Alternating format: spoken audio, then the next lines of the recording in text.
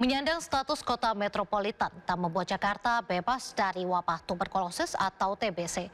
Saat ini ada sebanyak 49.000 kasus TBC di Jakarta dan bisa terus bertambah jika rantai penularan tak diputus.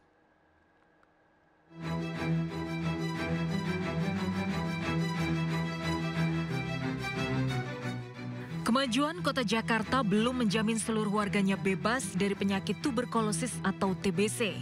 Penyakit yang berkaitan dengan perilaku hidup bersih ini masih menjangkit sekitar 49.000 warga Jakarta per 8 November 2025. Kepala Dinas Kesehatan DKI Jakarta, Ani Ruspitawati mengatakan Kementerian Kesehatan meminta Pemprov Jakarta meningkatkan screening untuk menemukan 70.000 kasus TBC. Meski virus TBC ditemukan 140 tahun lalu, nyatanya banyak warga belum paham cara memutus rantai penularan. Akibatnya, jumlah penderita TBC diperkirakan jauh lebih banyak dari yang terdata.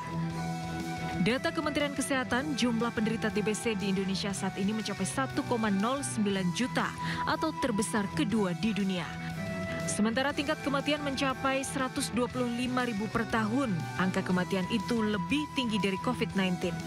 Meski mengkhawatirkan, TBC bisa dicegah dengan cara cukup mudah. Hindari kontak fisik penderita TBC, pakai masker, tidak pakai barang tertukar, cuci tangan, jaga daya tahan tubuh, dan vaksinasi TBC.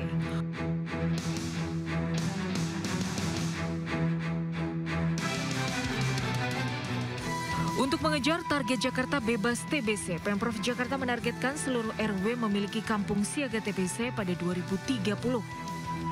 Warga Jakarta juga dapat memanfaatkan aplikasi JackScan untuk mengidentifikasi risiko TBC lebih cepat, sekaligus dipandu untuk mendapat pemeriksaan di fasilitas kesehatan. Tim Liputan iNews melaporkan. Pemirsa, salah satu masalah Jakarta yang harus ditanggapi serius adalah penurunan tanah terus-menerus, terutama di bagian utara. Bila tidak segera diatasi, maka ancaman kota tersebut akan tenggelam semakin nyata.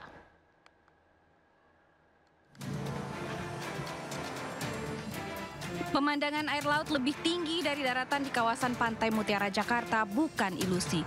Video ini viral di media sosial dan akhirnya kembali membuka pembahasan terkait ancaman tenggelam yang mengintai Jakarta. Kondisi utara Jakarta yang kian memprihatinkan membuat mantan gubernur Basuki Cahayapurnama ikut berkomentar.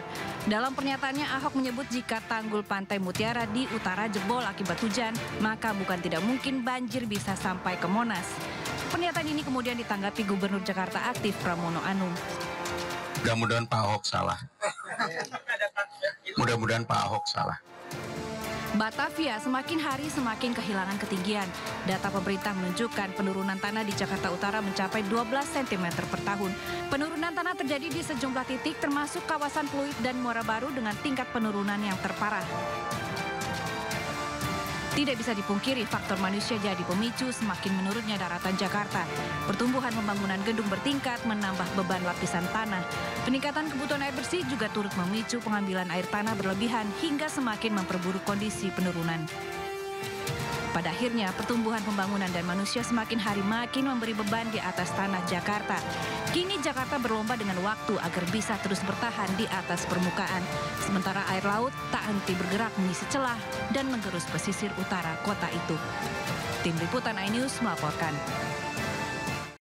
Kita beralih ke informasi lainnya, 4 bocah asyik bermain di area penitipan mobil tertabrak mobil yang hendak parkir di kawasan Cipinang Besar Selatan, Jatinegara, Jakarta Timur.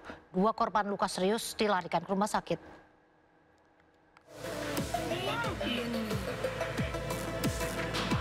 Dari rekaman CCTV, tampak 4 anak yang sedang bermain di area penitipan kendaraan warga di Jalan Cipinang Jayakarta, Kelurahan Cipinang Besar Selatan, Kecamatan Jatinegara, Jakarta Timur.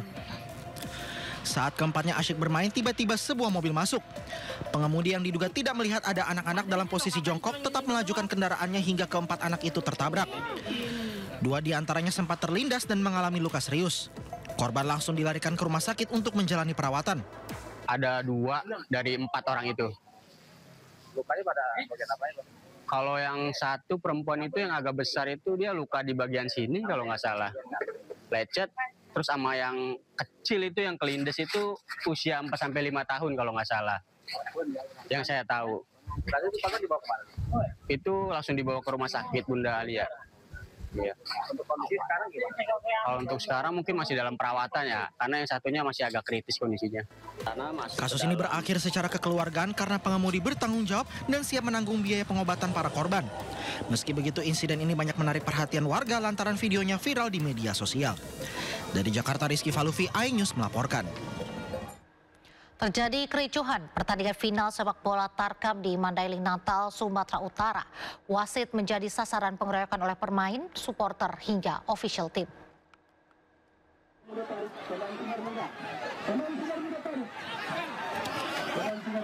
Buntut kericuhan pertandingan final sepak bola Tarkam antara kesebelasan Andoring Singengu melawan kesebelasan Sinar Buda Pasar Maga berujung laporan polisi di Mandailing, Natal, Sumatera Utara.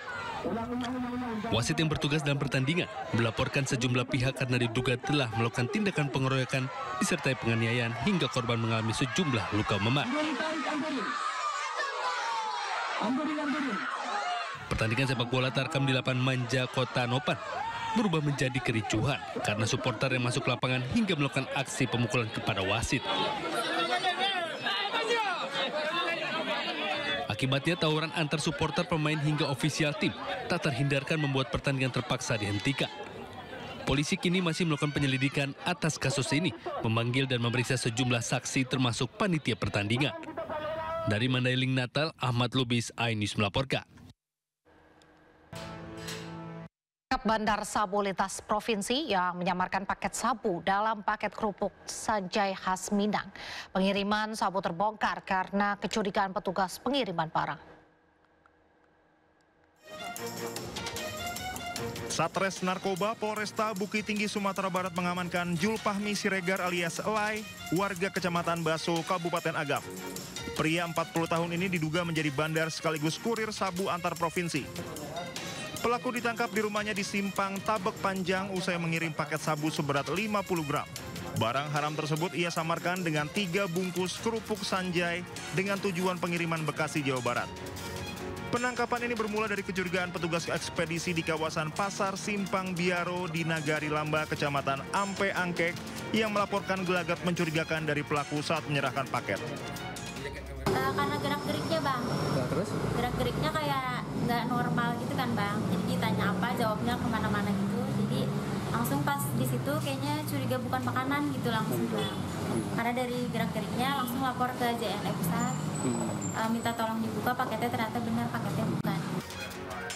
Polisi yang mendapat laporan kemudian membuka paket dan mendapati sabu yang telah dikemas rapi di dalam kotak. Berbekal hasil rekaman CCTV dan pemantauan selama hampir 12 jam, petugas berhasil menyergap pelaku di rumahnya. Kami langsung amankan tersangka di rumahnya. Kami amankan, kami interogasi, kami perlihatkan barang bukti ini diakuinya. Modus tersangka ini pengelabuan, dia menyamarkan dari pengirimannya dengan mengirim paket berupa kerupuk Sanjay, makanan. Ini udah yang 3 kali, 2 kali di sini, 1 kali di tempat yang lain. Dari hasil pemeriksaan, pelaku mengaku disuruh rekannya yang masih buron untuk mengirim paket sabu ke Bekasi dengan identitas pengirim palsu. Kini pelaku sudah diamankan dan terancam hukuman penjara mulai dari 6 tahun hingga maksimal seumur hidup.